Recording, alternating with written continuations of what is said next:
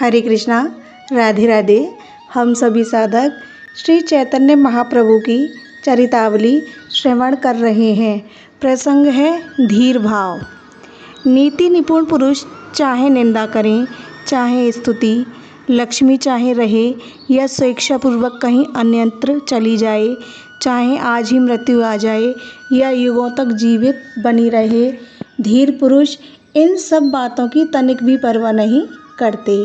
उन्होंने धर्म समझकर जिस काम को ग्रहण कर लिया है, उससे वे कैसी भी विपत्ति पड़ने पर विचलित नहीं होते। नियमों का बंधन सबको अखरता है। सभी प्राणी नियमों के बंधनों को परित्याग करके स्वाधीन होना चाहते हैं। इसका कारण यही है कि प्राणी मात्र की उत्पत्ति आनंद अथवा प्रेम से हुई। प्रेम में किसी प्रकार का नियम नहीं होता। प्राणी मात्र को प्रेम पीयूष की ही पिपासा है। सभी इसी परम प्रिय पेय के अभाव में अधीर होकर छटपटाते से नजर आते हैं और सभी प्रकार के बंधनों को छिन्न भिन्न करके उसके समीप तक पहुंचाना चाहते हैं, किंतु बिना नियमों का पालन किए उस तक पहुंचना भी असंभव है। प्रेम के चारों ओर नियम की परिखा खुदी हुई है। बिना उसे पार किए हुए कोई प्रेम पीयूष तक पहुंच ही नहीं सकता। यह ठीक है कि प्रेम स्वयं नियमों से अतीत है, उसके समीप कोई नियम नहीं, किंतु साथ ही वह नियम के बिना प्राप्त भी नहीं हो सकता। एक बार किसी भी प्रकार सही प्रेम से पृथक हो गए अथवा अपने को उससे पृथक मान ही बैठे तो बिना नियमों की सहायता के उसे फिर से प्राप्त नहीं कर सकते। प्रेम को प्राप्त करने का एकमात्र साधन नियम ही है। जो प्रेम के नाम से नियमों का उल्लंघन करके विषय लोलुपता के वशीभूत होकर अपनी इंद्रियों को उनके प्रिय भोगों से तृप्त करते हैं, वे दंभी हैं। प्रेम के नाम से इंद्रिय वासनाओं को तृप्त करना ही उनका चरम लक्ष्य है। प्रेम तो कल्पतरु है। उसकी उपासना जो मनुष्य जिस भाव से करेगा, उसे उसी वस्तु की प्राप्ति होगी। जो प्रेम के नाम से अच्छे अच्छे पदार्थों को ही चाहते हैं, उन्हें वे ही मिलते हैं। जो प्रेम का बहाना बनाकर सुंदर सुंदर विषय भोगना चाहते हैं, उन्हें उनके इच्छानुसार विषयों की ही प्राप्ति होती है।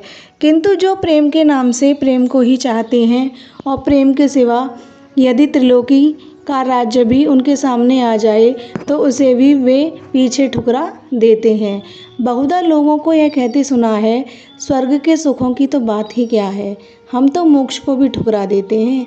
ये सब कहने की बातें हैं। सुंदर मिठाई को देखकर ही जिनके मुख में पानी भर आता है, वे स्वर्ग के दिव्य दिव्य भोगों को भला कैसे ठुकरा सकेंगे।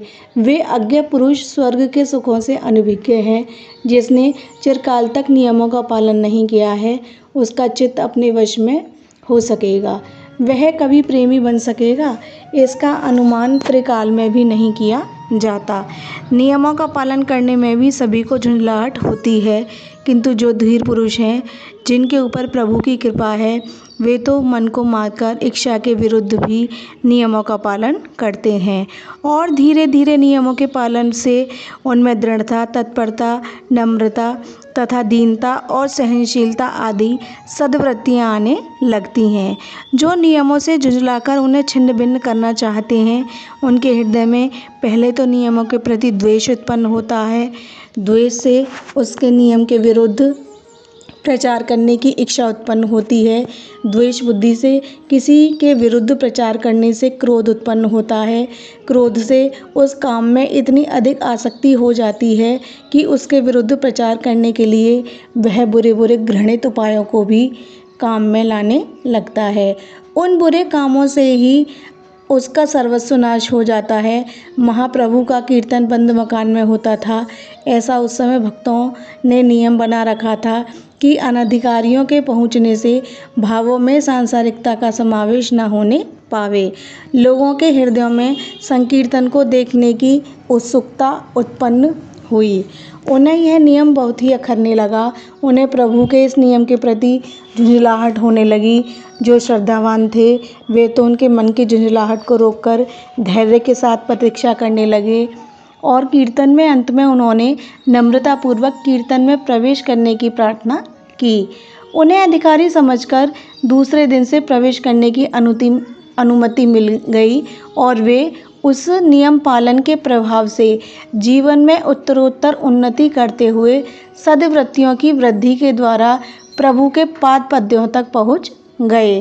किंतु जो उस नियम के कारण अपनी झुंझलाहट को नहीं रोक सके, उन्हें संकीर्तन के प्रति द्वेष उत्पन्न हुआ।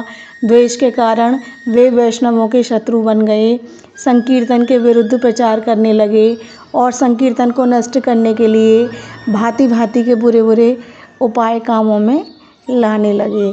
उनके क्रूर कर्मों के द्वारा संकीर्तन नष्ट नहीं हुआ, प्रत्युत विरोध के कारण उसकी तो अधिकाधिक वृद्धि ही हुई। किंतु वे दुष्ट स्वभाव के मनुष्य स्वयं अधोगति के अधिकारी हुए।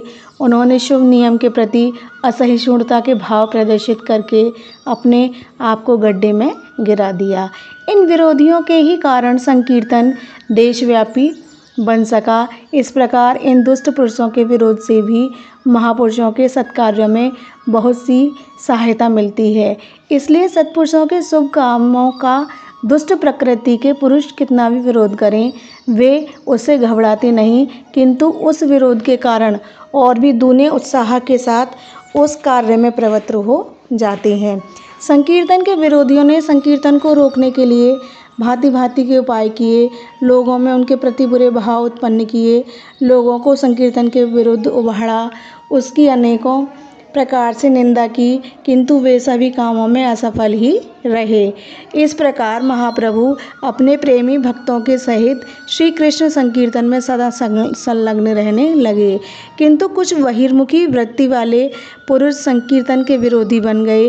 रात्रि भर संकीर्तन होता था, भक्तगण जोरों से हरि बोल की ध्वनि करते, आसपास के लोगों के निंद्रा सुख में विघ्न पड़ता, इसलिए वे भांति भांति से कीर्तन के विरुद्ध भाव फैलाने लगे। कोई कहता ये सब लोग पागल हो गए हैं, तभी तो रात्रि भर चिल्लाते रहते हैं, क्या बतावें, इनके कारण तो सोना भी हराम हो गया है। कोई कहता सब एक से ही इकट्ठे हो गए हैं, ज्ञान योग तप जप तो इनकी बुद्धि की आवश्यकता होती है, परिश्रम करना पड़ता है, इससे कुछ करना धरना तो पड़ता ही नहीं, चिल्लाना ही है। सो सभी तरह के लोग मिलकर चिल्लाते रहते हैं। कोई बीच में ही कह उठता, अजी हत्या की जड़ तो श्रीवास्य वामन ही है, भीख के रोट लग गए हैं, मांग कर खाते हैं, मस्ती आ गई है, 4 पैसे पास में हो गए हैं, उन्हीं की गर्मी के कारण रात्रि भर चिल्लाता रहता है और भी 10-20 बेकार लोगों को इकट्ठा कर लिया है। इसके पीछे हम सभी लोगों का नाश होगा। इतने में ही एक कहने लगा, मैंने आज ही सुना है राजा की तरफ से 2 नावें सभी कीर्तन करने वालों को बांध कर ले जाने के लिए आ रही हैं, साथ में एक फौज भी आवेगी जो श्रीवास के घर को तोड़ फोड़ कर गंगा जी में बहा देगी और सभी कीर्तन करने वालों को पकड़ ले जाएगी। इस बात से भयभीत होकर कुछ लोग कहने लगे, भाई इससे हमारा तो कुछ दोष है ही नहीं, हम तो साफ कह देंगे कि हम कीर्तन में जाते ही नहीं। अमुक लोग किवाड़ बंद करके भीतर न जाने क्या क्या किया करते हैं। कुछ लोगों ने सम्मति दी, जब तक फौज ना आने पावे उससे पहले ही काजी से जाकर कीर्तन की शिकायत करावें और उससे जतावें कि इस वेद विरुद्ध अशास्त्रीय कार्य में हमारी बिल्कुल सम्मति नहीं है। न जाने ये स्त्रियों को साथ लेकर क्या क्या कर्म करते रहते हैं। मालूम पड़ता है ये लोग वाम मार्ग की पद्धति से पंचमकारों के साथ उपासना करते हैं। ऊपर से लोगों को सुनाने के लिए तो जोर से श्री कृष्ण कीर्तन करते हैं और भीतर मांस, मदिरा, मछली, मैथुन आदि वाम मार्गियों के साधनों का प्रयोग करते हैं। इससे यही ठीक होगा कि पहले से ही काजी को जता दें। यह बात लोगों को पसंद आई और कुछ लोगों ने जाकर नवद्वीप के काजी के सामने संकीर्तन की शिकायत की। सब बातें सुनकर काजी ने कह दिया, आप लोग किस बात की चिंता ना करें, हम कीर्तन को बंद करा देंगे। इस उत्तर को सुनकर शिकायत करने वालों को प्रसन्नतापूर्वक अपने अपने स्थानों को लौट जाने के लिए कहा। अब तो बाजार में संकीर्तन के संबंध में भांति भांति की अफवाहें उड़ने लगीं। कोई कहता इनके जोर जोर से चिल्लाने से भगवान भी नाराज हो जाएंगे और इनके परिणाम स्वरूप संपूर्ण देश में दुर्भिक्ष पड़ने लगेगा। कोई उसकी बात का नम्रता के साथ खंडन करता हुआ कहता, यह तो नहीं कह सकते कि भगवान नाराज हो जाएंगे, वे तो घट व्यासी अंतर्यामी हैं, सबके भावों को जानते हैं और सबकी सहते हैं, किंतु यदि वे धीरे धीरे नाम स्मरण करें तो क्या इससे पुण्य न होगा? रात भर हा हा हू मचाते रहने से क्या लाभ? उसी समय कोई अपने हृदय की जलन को शांत करने के भाव से द्वेष बुद्धि से कहता, अब 2 ही 4 दिनों में इन्हें अपनी भक्ति और संकीर्तन का मजा मिल जाएगा। श्रीवास की खैर नहीं है। इन सभी बातों को श्रीवास पंडित भी सुनते। रोज रोज सुनने से उनके मन में भी कुछ कुछ भय उत्पन्न होने लगा। वे सोचने लगे, गौड़ देश का राजा हिंदू तो है नहीं, हिंदू धर्म का विरोधी यवन है। यदि वह ऐसा करे तो कोई आश्चर्य नहीं, फिर हमारे बहुत से हिंदू भाई ही तो संकीर्तन के विरुद्ध काजी के पास जाकर शिकायत कर आए हैं। ऐसी स्थिति में बहुत संभव है कि हम सब लोगों को भांति भांति के कष्ट दिए जाएं। लोगों के मुख से ऐसी ऐसी बातें सुनकर कुछ भोले भक्त तो बहुत ही अधिक डर गए। वे श्रीवास पंडित के पास आकर सलाह करने लगे कि अब क्या करना चाहिए। कोई तो भयभीत होकर यहाँ तक कहने लगे कि यदि ऐसा ही थोड़े दिनों के लिए हम लोगों को देश छोड़कर चले जाना चाहिए। उन सब की बातें सुनकर श्रीवास पंडित ने कहा, भाई अब जो होना होगा सो होगा, श्री नरसिंह भगवान सब भला ही करेंगे। हम श्री कृष्ण कीर्तन ही तो करते हैं, देखा जाएगा, जो कष्ट आवेगा उसे सहेंगे। श्रीवास पंडित ने भक्तों को इस भांति समझा दिया, किंतु उनके मन में भय बना ही रहा। तो भी उन्होंने अपने मनोगत भावों को प्रभु के सम्मुख प्रकट नहीं किया। प्रभु तो सबके भावों को समझाने वाले थे। उन्होंने भक्तों के भावों को समझ लिया कि ये यवन राजा के कारण कुछ भयभीत से हो गए हैं, इसलिए इन्हें निर्भय कर देना चाहिए। एक दिन प्रभु ने अपने संपूर्ण शरीर में सुगंधित चंदन लगाया, घुंघराले काले काले सुंदर बालों में सुगंधित तेल डाला, मूल्यवान स्वच्छ और महीन वस्त्र पहने और साथ में 2-4 भक्तों को लेकर गंगा किनारे की ओर चल पड़े। उनके अरुण अधर पान की लाली लगने से और भी अत्यधिक अरुण बन गए थे। नेत्रों में से प्रसन्नता प्रकाशित हो रही थी। मुख कमल शरद पूर्णिमा के चंद्र के समान खिला हुआ था। वे मंद मंद मुस्कान के साथ भक्तों के आनंद को वर्धन करते हुए गंगा जी के घाटों पर इधर उधर टहलने लगे। जो सात्विक प्रकृति के भगवत भक्त थे, वे तो प्रभु के अद्भुत रूप लावण्य को देखकर मन ही मन परम प्रसन्न हो रहे थे, किंतु जो बहिर्मुख प्रति के निंदक पुरुष थे, वे आपस में भांति भांति की आलोचना प्रत्यालोचना करने लगे। परस्पर में एक दूसरे से कहने लगे, यह निमाई पंडित भी अजीब आदमी मालूम पड़ता है, इसे तनिक भी भय नहीं है। संपूर्ण शहर में हल्ला हो रहा है, कल सेना पकड़ने आवेगी और सबसे पहले निमाई पंडित को ही बांधकर नाव पर चढ़ाया जाएगा। इन सब बातों को सुनने पर भी यह राजपुत्र के समान बन ठनकर हंसता हुआ घूम रहा है। इसके चेहरे पर सिकुड़न भी मालूम नहीं होती। बड़ा विचित्र पुरुष है। कोई कहता, अजी सब झूठी बातें हैं, न फौज आती है न नाव ही आ रही है, सब चड्डू खाने की गप्पे हैं। दूसरा इसका जोरों से खंडन करके कहता, वाह साहब, आप गप ही समझ रहे हैं। कल काजी साहब स्वयं कहते थे, हाथ कंगन को वारसी क्या, कल आप प्रत्यक्ष ही देख लेना।